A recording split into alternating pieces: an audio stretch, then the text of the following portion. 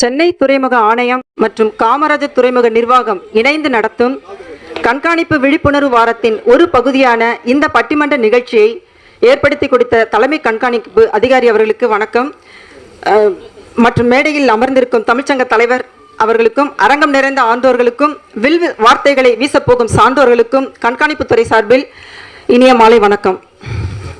வார்த்தைகளின் பாசறையில் தீட்டப்படுவது சித்திரம், அதில் தீமூட்டி திகட்டாமல் தருவது விசித்திரம். அதுதான் பட்டிமன்றத்தின் பேரழகு. பேனாவின் துளிகளால் படைத்து, அதிலும் கருத்தொன்றை படைத்து, பின்னல் வரிகளால் மெல்ல துடைத்து அற்புதமாக தரப்போகிறார்கள் அணிவகுத்து.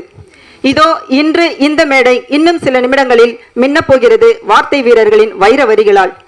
ஆம், நேர்மையான சமுதாயத்தை உருவாக்குவதில் பெரும் பங்கு வகிப்பது அரசாங்கமே என்று ஒரு அணியும், இல்லை இல்லை மக்களே என்று ஒரு அணியும் இந்த மேடை போர்க்களத்தில் வார்த்தைகளால் போரிடப் போகிறார்கள். அந்த சொற்போர் நடப்பதற்கு முன்பாக எம்மொழியிலும் இல்லை எதுகை மோனை, இம்மொழியில் உண்டு அருந்து விழா அந்தாதி. ஆம், பாசிமணி யோசையிலும் பாசுரங்கள் படைத்திடும் சந்தம் தரும் மொழி நம் சங்க தமிழ் மொழி. அந்த சிகரம் தட்ட தமிழ் மொழிக்கு வாழ்த்து பாடுவோமா?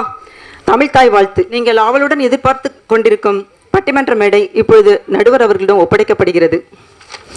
விடும் சிறுமூச்சு சத்தங்களோ விழா கோலமிடும் இவர் ஏட்டில், மழைக்கால இரவுகளோ மௌன குறிப்புகள் சொல்லும் இவர் எழுத்துக்கூட்டில், தடாக தேடல்களோ தமிழ்ச்சுரங்க மேடை அமைக்கும் இவர் வரிகளின் பித்தனோ வார்த்தைகளின் சித்தனோ, மொழி விளையாட்டின் வித்தகனோ, இல்லை தமிழ்த்தாயின் பக்தனோ.